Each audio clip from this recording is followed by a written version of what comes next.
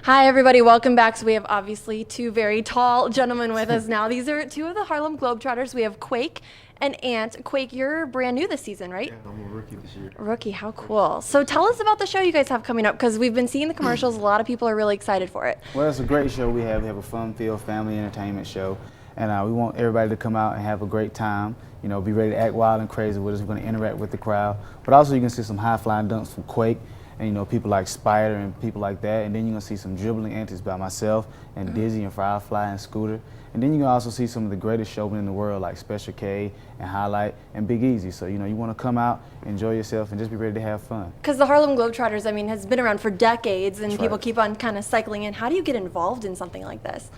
Well, actually, for myself, I had a tryout, went down to a tryout in Phoenix out in July or whatnot, and I went down there and showed them my skills and whatnot, and they liked me and they asked me to come join the team. So Is it something you grow up thinking, hey, I want to be a Globetrotter, or how do you kind of start that out? I think everybody has their own story about it. Everybody has their own dream, because everybody wants to play professional basketball if you're playing basketball and really serious about it. And to play for the Harlem Globetrotters, the world famous Harlem Globetrotters, people forget how famous we are around the world, not just in the United States, around the world. It means a lot because, you know, for myself, I know my family, like my grandmas and my great-grandmas and my aunts and uncles, that's what they came up watching on TV, on the Scooby-Doos and them being remember special. when they were on Scooby-Doo, Being specials on like Gilligan's Island and things like that, and then just having their own little TV specials on their own basketball games on TV on the Wild World Sports Channel. So, you know, now that we're coming up and we're back in TV and we're, you know, doing things like that, it means even more because that's what our family was brought up off. Right. So. Cool. Well, obviously, we want to see some of the tricks that you can do. Let's save your coolest trick for the end, but show us a little bit of what people can see if they come out. All right, well, you know, you come see some of everything, you know, just come out, have a good mind, you know. Just simple stuff like that, sure. Yeah, just simple stuff like that, you know, anything, you know. Takes time, it takes practice to do a lot of this stuff, but, you know, come out, see some of everything, stuff like that.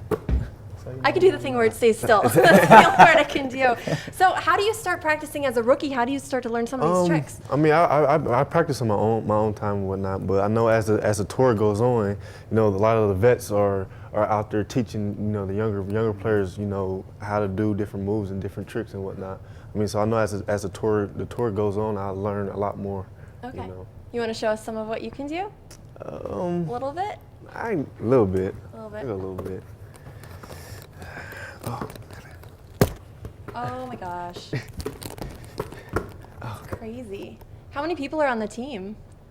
We actually have about 30 to 40 players. 30 to 40. Do you all perform at once then, or do you kind of alternate out? We kind of alternate because sometimes we split sides and we go West Coast and the East Coast and things like that. And then sometimes the team is doing an overseas tour, things like that. So, you know, we have enough to go around so where everybody can get to the places we need to get to and entertain all the people. Right. That's so cool. And actually, I was looking at your website before we got started here, and I saw a girl on the website. You have a girl Harlem Globetrotter? Along with Quake, they're part of the biggest rookie class and one of the best to come through in the Globetrotters in a while. We have great rookies. We have one of the tallest players as well to play. His name is Tiny Sturgis. His name is Tiny. How tall is he? Sturgis. He's 7'8". 7'8". Oh my gosh. Yeah, so we have him, and we have about 2 other 7-footers that came along. We have a guy named Flip who can jump out of the gym and do any kind of flip you want him to do. Wow. Then we have TNT, like you said, the woman, first woman that's been around a few years, and she's a great player. I mean, people realize, I think it's, you know, probably, you know, she can't play, she can't hang with us, but she holds her own out there with us, and she's really good. So, you know, that's the things you have to see, especially on January 8th, you know, come out to the BMO Center and just see what, you know, the Harlem Globetrotters in action and get a memory that'll last a lifetime. Right. So it's January 8th, and there are a couple different ways people can get tickets, right? Right. You can go on at the box office, or you can also go on HarlemGlobetrotters.com and visit our whole new revamped website where we have a horse game going on up there now where you can interact with horse and sign up for a contest. And you can just go email one of the players and buy merchandise if you want to. So go check it out. Well, the website is how I found out about your female player, her name's TNT. Right. That's TNT. so cool. These are you guys all have nicknames then, right? So it's really cool because you can actually go and read the bios about each player, right? Exactly, and learn everything and just get to know us on a personal level. And then also you can shoot us a quick email if you want to. So you can just email with the players directly. Yep. How cool is that for you guys then to hear from the fans, especially little kids? It's cool because, I mean, you know, you're out here and you're going to perform, and that's what you're in it for. And I know especially cool for the rookies. Yeah. When I was in their shoes, you know, you get to see how much it's really, love and passion, yeah, really, you know, real eye-opening. Yeah, you know. it humbles you in a way. Yeah, right. Because you know these kids look up to you now from when you coming from looking up to people who you wanted to be like. Now someone's looking up to you and they have a chance to email you and actually tell you their feedback and how they feel on the show. So it's a very cool experience. Yeah, Quake, what has that been like for you? Because you're so new to the team. Has it been kind of overwhelming? At times, you know, but for the most part, it's been a real blessing. You know, I've been enjoying it really. You know, with the emails and things like that. You know, getting to travel and meet new people, be in new places I've never been before. You know, it's just real eye-opening. You know, real good experience. Yeah, what kind of advice would you guys have for all the kids who are out there? This show is actually running on Christmas morning, so we've got a lot of kids excited for Christmas right now, and a lot of kids with big goals to grow up and play sports. What advice would you guys have for them? First of all, you know, take care of your schoolwork. That's most of all, because you can't go anywhere without your schoolwork, and you always want to have something to fall back on. Secondly, I would just say, you know, practice every day and just practice as hard as you can, because you never know when the opportunity is going to come, like myself and for Quake, you know. Who knew we would be sitting up here at Harlem Globetrotters speaking to people about, you know, coming to watch us play. And third of all, I would just say, you know, have that never say die attitude, never give up, because you're going to have a lot of naysayers and a lot of people telling you can't do this because of your height or maybe because of your skill. But it doesn't matter, you know, as long as you put your mind to something and you work for it and that's what you want to do, sky's the limit. What I love about the Globetrotters, too, is you're not necessarily playing against anybody. It's just pure entertainment, just pure love of the game, right? That's right. It's pure entertainment. But what a lot of people do forget is we've had guys that come from the Globetrotters go to the NBA. We have guys that went overseas. We have guys that came from the NBA to be with the Globetrotters. So, you know, the Globetrotters, you know, we're world renowned, but we're also basketball players along with entertainers. You know, you get a piece of basketball, but at the same time, I tell people it's funny because one minute playing basketball and doing tricks, the next minute we're sitting in your lap and we're eating out a bowl of popcorn that you just bought. And having fun with you. So, you know, it's fun, family fun entertainment, and it's a good experience for the family to come out and enjoy. Yeah, it seems like this would translate well into the NBA, because you go out there and you have some of these weird tricks. I bet the other team's just not expecting it, right? Are you allowed to use those moves in regular basketball, or is there some of them. Some of them. You know, this is the Globetrotters special. It separates us from everybody else. You get to see things that you probably wouldn't see anywhere else you get to go. So. Show us some more of your tricks. All right. I know that's what everyone wants to see. Tricks, you know? Everybody wants to see the tricks. Everybody want to see this. Don't you get nervous during a show that you're going to drop the ball? Well, when you practice a whole lot, you know, you really can't get nervous because you have confidence in what you're practicing. That's why I say it's always important to practice. Do you ever drop it during a show? Nah, you try not to. Well, you'd have to. There must be some time where gravity is just too much and the ball goes away that you don't want it to go. Well, no, we're not perfect, but, you know, whenever you do kind of do a little bundle or blunder or whatnot, you know, you always try to cover it up and do something real quick. So.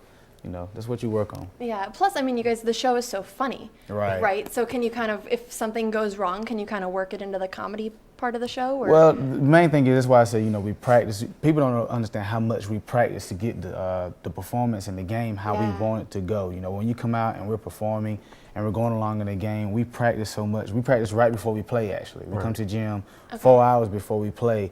And we have practice for about 2 hours, just, you know, going over everything, making sure all the guys know the plays and everything like that. So when we hit the floor, we're flawless, you know what I'm saying? But you know, like you said, we're not perfect. We're human beings. So once we do mess up or something like that, we try to bounce back and cover it up so nobody can notice. And that's what happens a lot of times. People don't even know. Yeah, because it seems like it looks so easy. What have you found just coming in fresh now? Are you surprised with how hard the work actually is? You know, I was talking to Ant, you know, on our drive up here, and I was just telling him that, you know, coming from playing college and overseas ball, you know, playing organized ball and whatnot, and coming to playing trip ball and whatnot, it's real eye-opening on seeing, like, it's a lot of work that goes into being a Harlem Globetrotter. You know, you think it's just all fun and games and whatnot, but it's real hard work when you're out there, you actually really playing basketball, and on top of that, you're actually doing tricks and whatnot. So, I mean, I'm getting used to the transition. You know, so what's your background? What did you play before? I graduated from the University of Akron, so that was about 3 years ago, and then I went overseas for two seasons. I was over there in Denmark and Germany. I played over there for a little bit. Gotcha. So what is a typical practice day like for you guys? Well, you wake up in the morning, and if you have to travel somewhere, you wake up and you travel, then you go to the hotel and you rest for a little bit. But then you come over, like I said, about 4 hours before the game, and, you know, we practice. We go through a series of ball handling and drills and getting up shots, and then, you know, we go over plays because, you know, like you said, we want to look, you know, representative on the floor for ourselves. So Then after that, you know, we have different things we do, meet and greets and magic pass and things like that. Letting the fans come in and interact with the players. Then we have the game. And then right after that, we have a 30-minute autograph session. Oh, wow. Oh, so if people come out to the show then, and it's January 8th, and they can get they bring a basketball signed, or what should they bring out? Shirts, whatever you want us to sign, you know, sign. Bring it out to the game in 30 minutes, for 30 minutes after the game. You'll get to walk around and meet us and shake hands with us and talk to us and get an autograph signed. That's so awesome. Now, with this being Christmas Day, parents, if maybe you want to sneak one more last-minute present in there, this would be a great present for kids, I think, to get. I bet kids would be really excited about that, the chance to get to meet you guys up close and kind of see the show, too. We need to take a quick break. I definitely want to see some more of your tricks from both of you. But give us the information one more time if people want tickets. All right, come out January 8th. We're playing at the BMO Center. And just come out and you have a great time. The show starts at 2 p.m. Come out, have a great time, and get a memory that'll last a lifetime from myself and Quake. Perfect. We'll be right back.